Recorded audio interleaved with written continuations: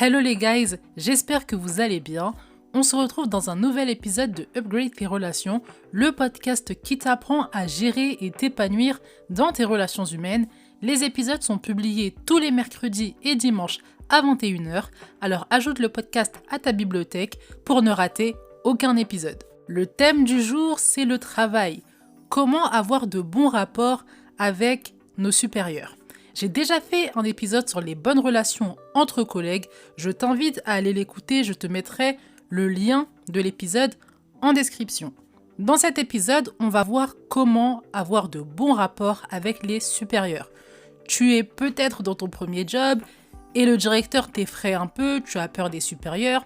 Tu as envie de t'imposer, mais en même temps, tu n'as pas envie d'être la serpillière. Et donc, au final, tu ne sais pas trop quelle attitude tu dois adopter avec ton ou tes supérieurs.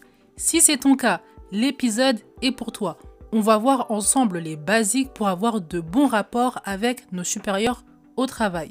Prends de quoi noter et installe-toi dans un lieu calme. Une fois que c'est fait, on peut commencer.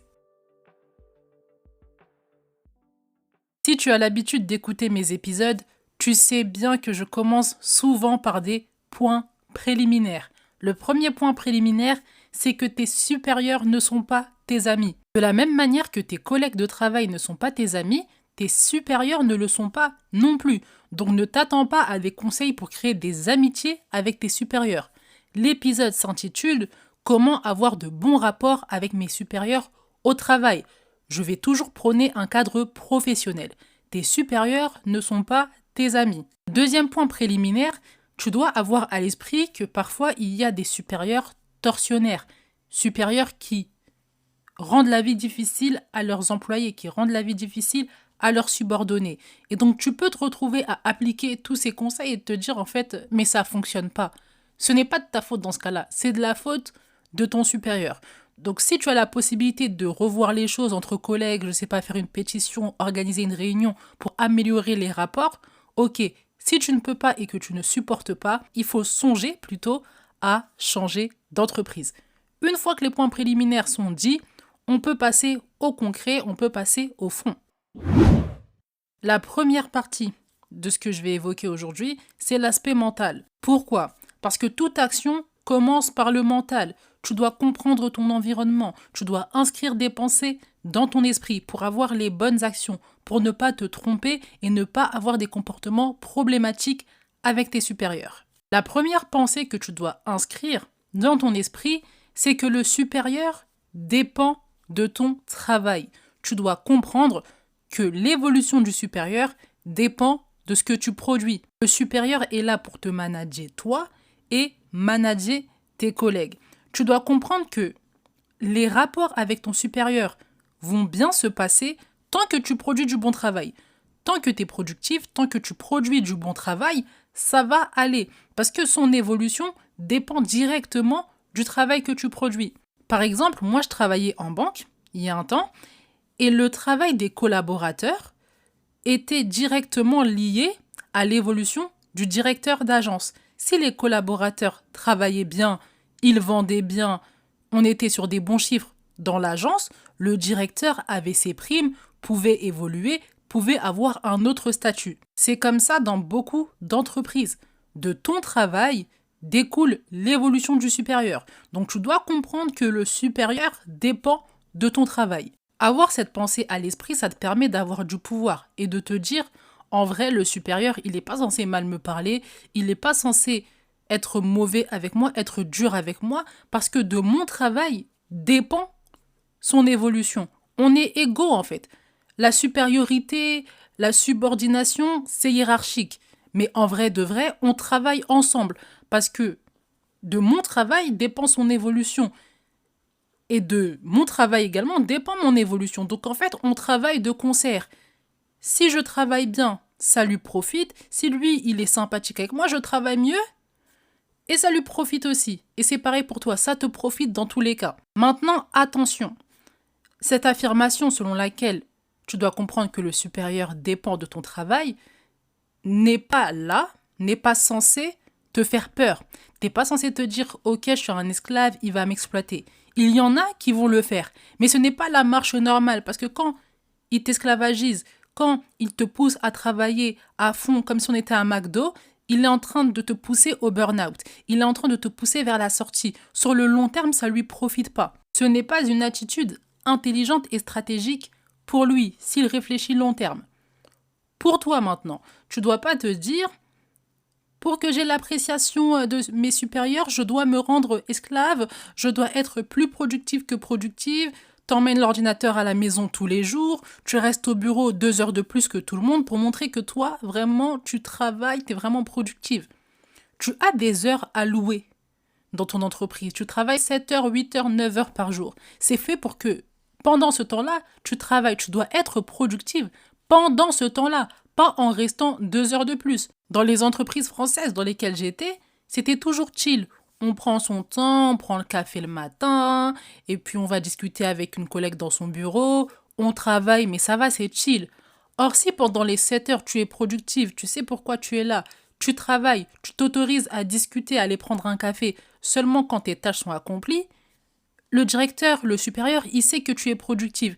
T'as pas besoin de te rendre esclave, t'as pas besoin de te pousser au burn-out pour lui plaire. Tu n'es pas là pour séduire ton supérieur, tu es là pour réaliser une tâche, pour réaliser des tâches bien précises, être productive. La technique d'esclavagisation ne sert à rien. Elle ne profite pas au supérieur parce que si tu fournis plus, en vrai, il ne te l'avait pas demandé.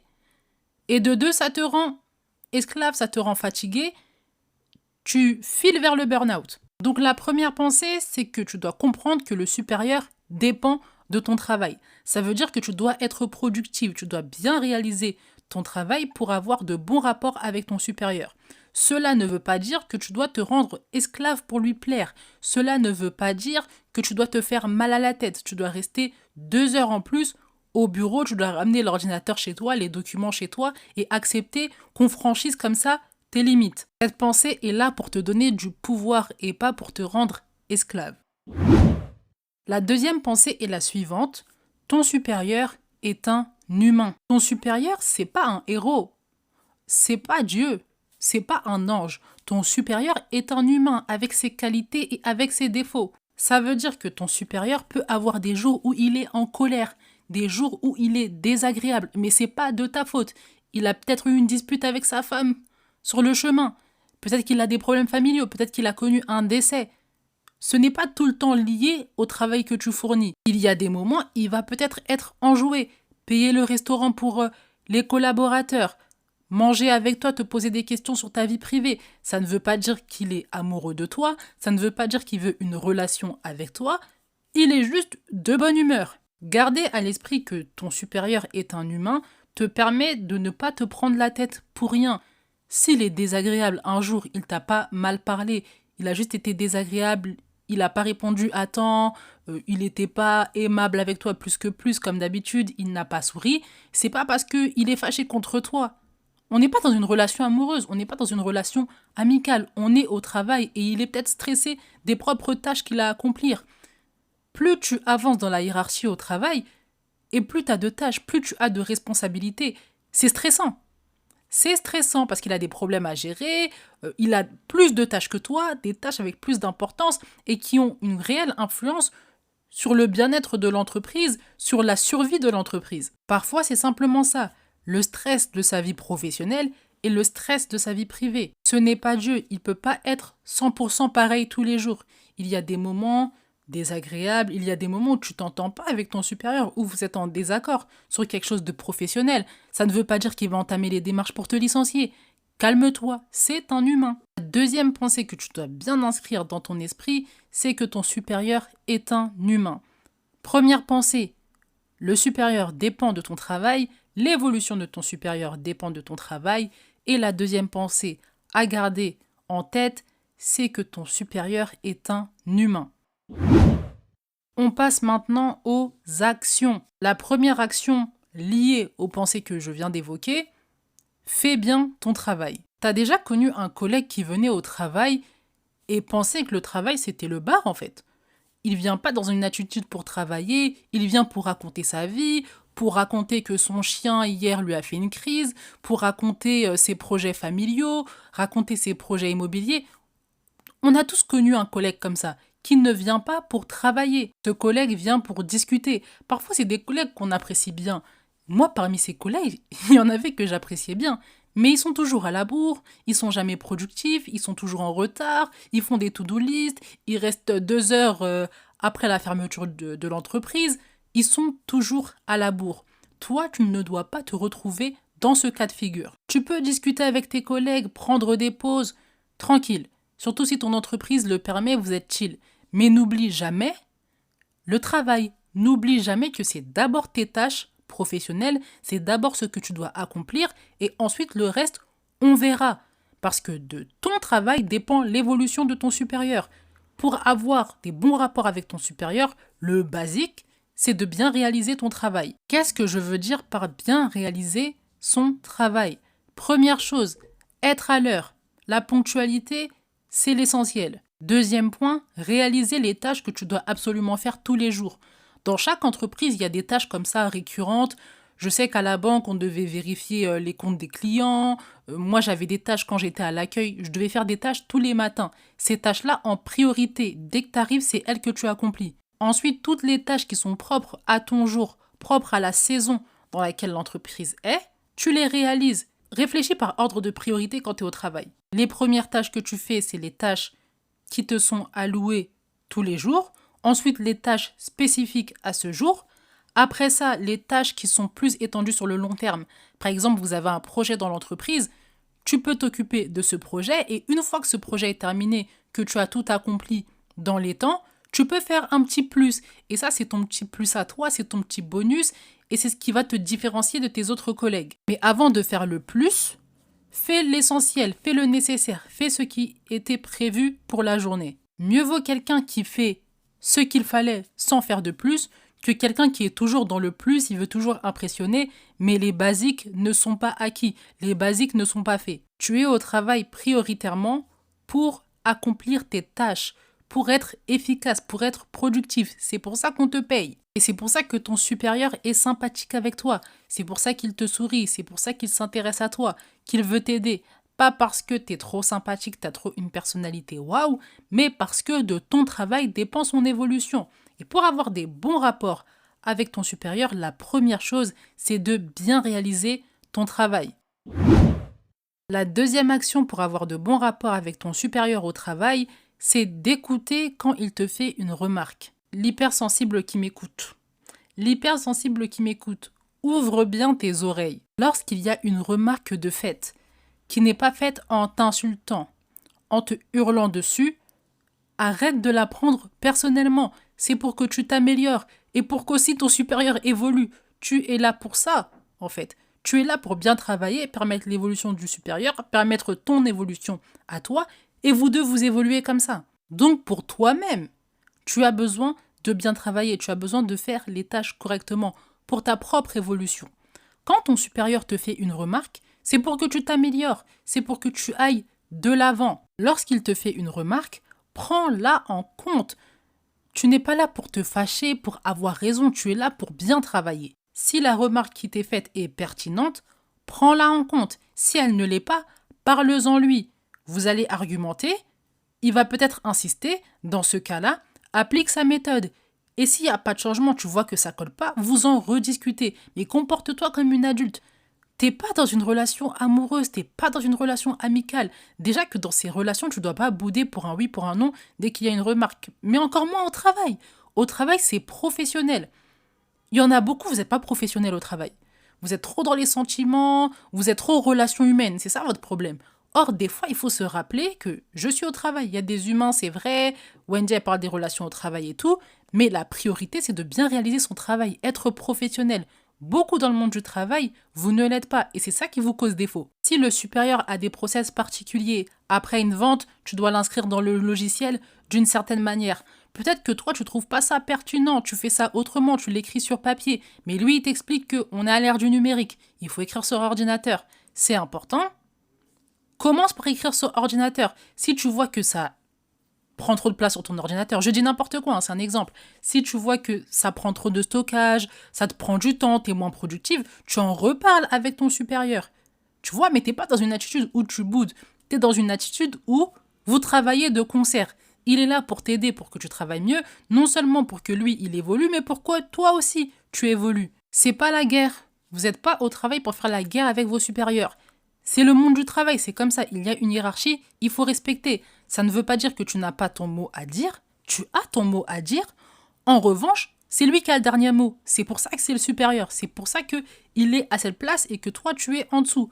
Peut-être que tu vas le dépasser bientôt, c'est toi qui vas donner les ordres, c'est toi qui vas faire les remarques. Pour l'instant, tu es dans une certaine position, tu es dans cette entreprise.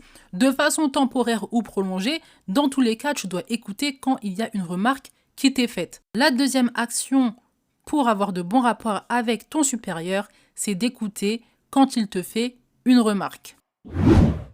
L'épisode va suivre son cours, mais avant ça, je t'invite à mettre les étoiles si l'épisode te plaît et t'aide, et également me mettre en commentaire quelle est l'action que tu vas prioriser au quotidien au travail. Quelle est l'action que tu n'avais pas implantée dans tes relations au travail, dans tes rapports avec ton supérieur. Une fois que tu m'as mis le commentaire et les étoiles, on peut poursuivre. La troisième action à entreprendre pour avoir de bonnes relations avec ton supérieur, c'est de le solliciter lorsque tu as une initiative. Les humains, on a de l'ego. On a de l'ego. Ton supérieur, c'est ton supérieur. Il sait qu'il est supérieur, il a confiance en lui. C'est lui qui est censé prendre les initiatives. C'est lui qui est censé les diriger. Ok ? Si tu prends les initiatives, tu les installes avec tes collègues sans le prendre en compte. Comment tu penses qu'il va réagir ? Si toi, tu étais supérieur, tu réagirais comment ? Tu penserais pas en fait qu'on ne te prend pas pour qui tu es, on ne prend pas en compte que tu es supérieur et que tu as besoin qu'on te sollicite pour ces initiatives. Ça te ferait forcément un pincement au cœur. Même si l'initiative est bonne, même si l'initiative, tu la salues, tu dois prendre en compte ton supérieur. Ça fait partie du monde du travail et de la hiérarchie. Si ton initiative a pour but que tout le monde soit plus productif, que tout le monde travaille dans un environnement sain, que tout le monde puisse réaliser les tâches comme il le faut de façon plus rapide, par exemple, pourquoi tu penses que ton supérieur va être fâché ? Il va pas être fâché, il va écouter, il va peut-être ajouter une information, rajouter sa petite sauce, mais il va prendre en compte ton initiative. Toi, ton rôle, c'est de toujours le solliciter quand il y a une initiative, lui proposer, lui soumettre la proposition. C'est ainsi que tu montres que tu as du respect pour ta hiérarchie, tu as du respect pour ton supérieur. Un supérieur qui se sent respecté, pas menacé, à moins qu'il soit pervers narcissique, qu'il soit tortionnaire, et ça existe, je le sais. Dans les autres cas, ça va aller. Il va apprécier ses subordonnés, il va apprécier travailler avec ses collaborateurs, il va apprécier parce qu'il sent qu'on le prend en compte, il sent qu'il est le chef et il sent que ça pose de problème à personne. Dans les films, ça nous arrive de voir des secrétaires parler avec leur boss. Mais est-ce que tu as déjà vu la secrétaire prendre son initiative comme ça, partir et puis après le boss s'en rend compte et tout ? Non, on est au travail, on respecte la hiérarchie. Elle en parle toujours à son boss, qui soit accepte, soit n'accepte pas tout de suite, soit n'accepte pas tout court, mais dans tous les cas, elle a montré que c'était lui le supérieur. Il va dire non aujourd'hui, mais dans une autre initiative que tu vas proposer, il dira oui, il se souviendra qu'il avait dit non un jour. C'est psychologique. Tu n'es pas là pour menacer ton supérieur. Vous êtes dans une relation de collaboration, pas de compétition. La compétition, c'est avec tes collègues, si vous voulez atteindre un poste, si vous voulez atteindre des chiffres, mais pas avec ton supérieur. Ton supérieur est là pour collaborer avec toi et pas autrement. Donc retire de ton esprit que tu dois faire la guerre à ton supérieur. Retire de ton esprit que tu dois cacher tes initiatives. T'es pas en train de lui voler la place quand tu proposes une initiative. Tu lui voles sa place quand tu lui en parles pas et que tu l'installes quand même. C'est ça, voler la place du supérieur. Et c'est ça qui crée des tensions dans tes relations avec les supérieurs. Tu peux parler de l'initiative après ou avant l'avoir soumis à tes collègues. Peu importe le moment, tant que tu le fais, tant que tu lui soumets l'initiative et t'attends son approbation, c'est ok. Tu verras que ça va grandement changer ton rapport avec les supérieurs. Et en plus, ils vont avoir confiance en toi. Ils vont te dire, ok, elle vient me voir, l'initiative est good en plus, elle s'intéresse vraiment au travail, je peux lui faire confiance. Et c'est comme ça que tu gagnes du crédit auprès de ton supérieur. Donc la troisième action à entreprendre pour avoir de bons rapports avec ton supérieur, c'est de le solliciter lorsque tu prends une initiative. La quatrième et dernière action pour avoir de bons rapports avec tes supérieurs, c'est de leur demander conseil pour une tâche que tu réalises. Parfois, tu fais quelque chose de nouveau au travail, tu fais quelque chose aussi que tu as l'habitude de faire, mais avec des clients particuliers, tu sais pas trop comment réagir, tu sais pas trop comment faire, t'es pas sûr de toi. Dans ce cas-là, va voir ton supérieur, demande-lui conseil. Ne cherche pas à faire par toi-même, tu risques de décevoir et tu risques toi-même d'être déçu de ce que tu as fait. N'aie pas peur de solliciter ton supérieur, il est là pour ça. Le supérieur, ce qu'il aime pas, c'est qu'on le sollicite pour un oui, pour un non, qu'on soit pas autonome. Mais toi, tu es autonome, tu es indépendante, tu fais tout le temps ton travail, correctement, sans l'aide de personne. Là, tu vas le voir, tu lui demandes conseil parce qu'il y a une situation de doute. Pour te rassurer, tu peux dire la phrase suivante: je viens vous voir pour vous demander conseil par rapport à telle situation. C'est la première fois que je suis confrontée à cette situation précise. Je n'ai pas envie de faire n'importe quoi, donc je vous sollicite. Ça te déstresse et tu montres à ton supérieur que tu n'es pas dépendante de lui. Tu sais faire ton travail. Il est juste là pour manager. Il est juste là pour superviser. Simplement, dans cette occasion précise, tu as besoin de son conseil, tu as besoin de ses yeux. Et si tu le fais peu souvent, tu le fais correctement, tu cites la phrase que je viens de te donner, ça montre encore que tu t'intéresses à ton travail, ça montre encore que tu portes de l'intérêt pour l'entreprise. Et ça ne peut que te valoriser aux yeux de ton supérieur. Donc la 4e action à entreprendre pour avoir de bons rapports avec ton supérieur, c'est de lui demander conseil quand tu es face à une tâche nouvelle. L'épisode touche à sa fin, j'espère qu'il t'a plu et qu'il t'a aidé. On a vu ensemble les basiques, vraiment les basiques, on n'est pas dans des stratégies avancées.